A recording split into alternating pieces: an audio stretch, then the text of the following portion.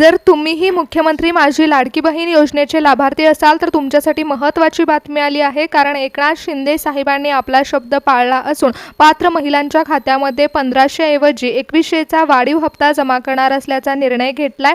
हा वाढीव हप्ता मिळवण्यासाठी सरकारने छाननी प्रक्रियेमध्ये 2 महत्त्वाचे नियम लागू केले आहेत। जर तुम्ही या नियमांमध्ये बसत असाल तर तुम्हाला 15 ऑगस्ट नंतर 2100 रुपयाच्या हप्त्याचा लाभ मिळणार आहे।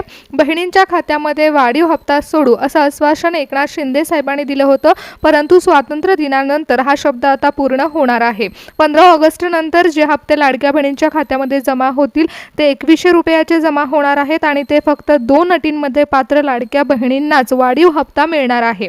म्हणजेच मंत्रालयातून मिळालेल्या अधिकृत माहितीनुसार राज्यभरातून आलेल्या अर्जापैकी 90% पेक्षा जास्त महिलांना या लाभासाठी पात्र ठरवण्यात आले। तब्बल 75% निधी हा एकाच वेळी डीबीटी मार्फत सरकारी बँकांसाठी सोडला जाणार आहे आणि 25% निधी हा विशेष डिजिटल फिल्टरनुसार खाजगी बँकांमध्ये सोडला जाणार आहे। मंत्रालयाच्या नव्या जीआरनुसार अर्जाची छाननी करताना रेशन कार्डच्या श्रेणीला देखील प्राधान्य देण्यात आले। त्यामुळे तुम्ही जर लाडकी बहीण योजनेचा अर्ज भरला असेल तर तुम्ही या 2 नियमांमध्ये बसता का हे पहा। कारण सरकारने जेव्हा निधी मंजूर केला त्याचवेळी महिला व बालविकास मंत्री आदित्यताई तटकरे यांनी सांगितलेलं आहे की या 2 नियमांमध्ये ज्या बहिणी बसतात त्यांनाच वाढीव हप्ता मिळणार आहे। त्यामुळे लाडक्या बहिणींनो तुम्हाला जर वाढीव हप्ता मिळवायचा असेल तर लक्षपूर्वक ऐका की कोणते 2 नवीन नियम हे जीआर मध्ये नमूद करण्यात आले आहेत। कारण ही रक्कम जमा होण्यासाठी जर तुम्ही 2 नियम पूर्ण केले नाहीत तर 90% अर्ज पात्र असूनही त्यांच्या खात्यामध्ये पैसे जमा होणार नाहीत। पिवळं व केसरी रेशन कार्ड असणाऱ्या महिलांसाठी देखील सरकारने स्पेशल निर्णय घेतलाय। त्याचबरोबर कोणत्या चुकीमुळे खाजगी बँकांमधील महिलांच्या खात्यामध्ये पैसे अडकू शकतात हे देखील सांगण्यात आले। त्यामुळे 1 मिनिटाचा नियम तुमच्या 2100 रुपयाचं भवितव्य ठरवणार आहे। बहिणींनो, मंत्रालयातून आलेल्या ताज्या माहितीनुसार महिला व बालविकास मंत्री आदित्यताई तटकरे यांनी महाआयटी टीम सोबत एक अतिशय महत्त्वाची बैठक घेतली आणि या बैठकीमध्ये विदर्भ, मराठवाडा, उत्तर महाराष्ट्र आणि पश्चिम महाराष्ट्रातील सर्व जिल्ह्यांचे डिजिटल स्क्रीन मॅपिंग पूर्ण झालं। त्यामध्ये सरकारकडे लाखो अर्ज आले होते आणि ज्यांची छाननी करून तब्बल 90% महिलांना पात्र ठरवण्यात आलं आहे। एवढंच नाही तर एका झटक्यामध्ये हजारो कोटीचा निधी देखील मंजूर करण्यात आला आहे। पण प्रश्न असा आहे की जर निधी मंजूर झाला आहे तर हे पैसे तुमच्या खात्यामध्ये येणार आहेत का नाही हे कसं ओळखायचं। कारण आता लाडक्या बहिणींनो सरकारने लागू केलेल्या त्या 2 नियमांमध्ये पात्र ठरलेल्या बहिणींनाच वाढीव हप्ता देणार असल्याचं महिला व बालविकास मंत्री आदित्यताई तटकरे यांनी सांगितलं आहे। त्यामुळे ते नियम काय आहेत हे समजून घेण्यासाठी महत्त्वाची सूचना जाणून घ्या। कारण बहिणींनो सरकारने यावेळी प्रादेशिक वेळेनुसार पैसे वाटपाचं नियोजन केलंय। म्हणजेच काही प्रमुख जिल्ह्यांमध्ये 3 टप्प्यामध्ये डीबीटीद्वारे पैसे सोडले जातील। पण तुमचं खातं जर खाजगी बँकेमध्ये असेल तर त्यासाठी देखील नवीन नियम लावण्यात आले। लाडक्या बहिणींनो, मंत्रालयाच्या नियमानुसार ज्या कुटुंबाकडे पिवळं व केसरी रेशन कार्ड आहे अशा महिलांना सर्वोच्च प्राधान्य देण्यात येणार आहे। परंतु लाडक्या बहिणींनो, यामध्ये तुमच्या खात्यामध्ये वाढीव हप्ता जमा होत असताना ते 2 नवीन नियम लागू करण्यात आले आहेत। तर त्यानुसार बहिणींना आता शेवटची संधी उपलब्ध होणार आहे। लाडक्या बहिणींनो, आतापर्यंत तुम्हाला ई-केवायसी प्रोसेस पूर्ण करण्यासाठी सरकार कालावधी देत होतं, परंतु आता जे 2 नवीन नियम लागू करण्यात आले आहेत ते आता शेवटचे अंतिम टप्प्यामध्ये घेण्यात आलेले निर्णय आहेत। त्यामुळे वाढीव हप्त्याची घोषणा ही सरकारने केली होती आणि एकनाथ शिंदे साहेब म्हणाले होते की पैसे सोडू, परंतु हे पैसे अजूनपर्यंत सोडले नव्हते आणि अखेर सरकारने आता पूर्ण डिजिटल पडताळणी केली असून आता शेवटचा निर्णय जाहीर केला आहे। त्यामुळे तुम्ही जर रेशन कार्ड धारक असाल आणि तुमच्याकडे पिवळं व केसरी रेशन कार्ड असेल तर ही शेवटची संधी चुकवू नका। महिला व बालविकास मंत्री आदित्यताई तटकरे यांनी सांगितलेल्या सूचना जाणून घ्या। कारण 2100चा वाढीव हप्ता तुमच्या खात्यामध्ये जर तुम्हाला मिळवायचा असेल तर सरकारने सांगितलेले 2 नियम अत्यंत महत्त्वाचे आहेत। आणि त्यासोबतच जे परिपत्रक जाहीर झाले त्यामध्ये किती कोटीचा निधी मंजूर झाला आहे आणि त्याचबरोबर जे 75% निधी सरकारी बँकेमध्ये सोडण्यात आला तो देखील महिलांच्या खात्यामध्ये जमा होण्यासाठी सरकार दुपारचं आणि संध्याकाळचं सत्र निवडणार आहे। त्यानंतर 25% निधी जो खाजगी बँकांमध्ये सोडण्यात आलेला आहे त्यामध्ये ठराविक बँकांची निवड सरकारने केली आहे। त्यामुळे जर तुमचं खातं खाजगी बँकेमध्ये असेल तर महिला व बालविकास मंत्र्यांनी कोणत्या खाजगी बँकांची निवड केली आहे हे देखील जाणून घ्या।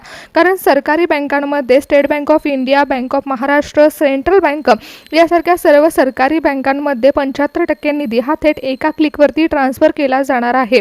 पण खाजगी बँकांमध्ये म्हटलं तर तुमचं खातं HDFC, ICICI किंवा ॲक्सिस अशा कोणत्याही खाजगी बँकेमध्ये असेल तर लक्ष देऊन ऐका की आदित्यताई तटकरे यांनी स्पष्ट केलं आहे की सर्वच्या सर्व खाजगी बँकांमध्ये एकाच वेळी पैसे जमा होणार नाहीत. मंत्रालयाने यासाठी काही ठराविक खाजगी बँकांचीच विशेष निवड केली आहे.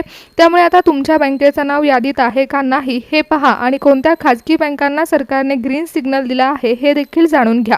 महिलांनो, ज्या महिलांचं रेशन कार्ड आहे त्यांच्यासाठी देखील 2 महत्त्वाचे नियम जाणून घेणं महत्त्वाचं आहे, कारण त्याशिवाय तुमच्या खात्यामध्ये रक्कम जमा होणार नाही. बहिणींनो, जर तुमच्याकडे पिवळं व केसरी रेशन कार्ड असेल तर पुढचा 1 सेकंदही चुकवू नका, कारण मंत्रालयातून आलेल्या ताज्या बातमीनुसार रेशन कार्डच्या श्रेणीवरून तब्बल 1 लाखाहून अधिक अर्जांची फेर तपासणी करण्यात आली आहे. सरकारने स्पष्ट शब्दात सांगितले की ज्या महिलांकडे रेशन कार्ड आहे त्यांना 2100 रुपयाचा वाढीव हप्ता देण्यासाठी 2 नवीन अटी लागू करण्यात आल्या आहेत आणि डिजिटल फिल्टर लावण्यात आले. त्यामुळे केवळ पात्र महिलांच्याच अर्जापुढे ग्रीन सिग्नल लावण्यात येईल आणि त्या 2 नियमांवरून सरकारने नुकत्याच जाहीर केलेल्या 2100 रुपयाच्या वाढीव हप्त्याचं वितरण केलं जाईल. आता पूर्णपणे नियम बदलण्यात आले आहेत. जर तुमचं खातं स्टेट बँक ऑफ इंडिया किंवा महाराष्ट्र बँकेमध्ये असेल तर तुमच्या खात्यामध्ये एका क्लिकवरती पैसे सोडले जातील, परंतु प्रादेशिक नियोजनानुसार वेगवेगळ्या जिल्ह्यामध्ये खाजगी बँकांची निवड करण्यात आली आहे. त्यानुसार महाराष्ट्रातील 25% निधी या महिलांच्या खात्यामध्ये वितरित केला जाईल. त्यामुळे लाडक्या बहिणींनो, जर महत्त्वाचे 2 नियम जाणून घ्यायचं म्हटलं तर पहिला नियम हा रिझर्व्ह बँकेच्या नवीन मार्गदर्शक तत्वानुसार लागू करण्यात आला आहे, कारण अनेक बँकांचे IFSC कोड बदलले आहेत. त्यामुळे आता महिलांच्या खात्यामध्ये वाढीव हप्ता सोडत असताना एकनाथ शिंदे साहेबांनी आणि देवेंद्र फडणवीस साहेबांनी ठराविक बँकांची निवड केली.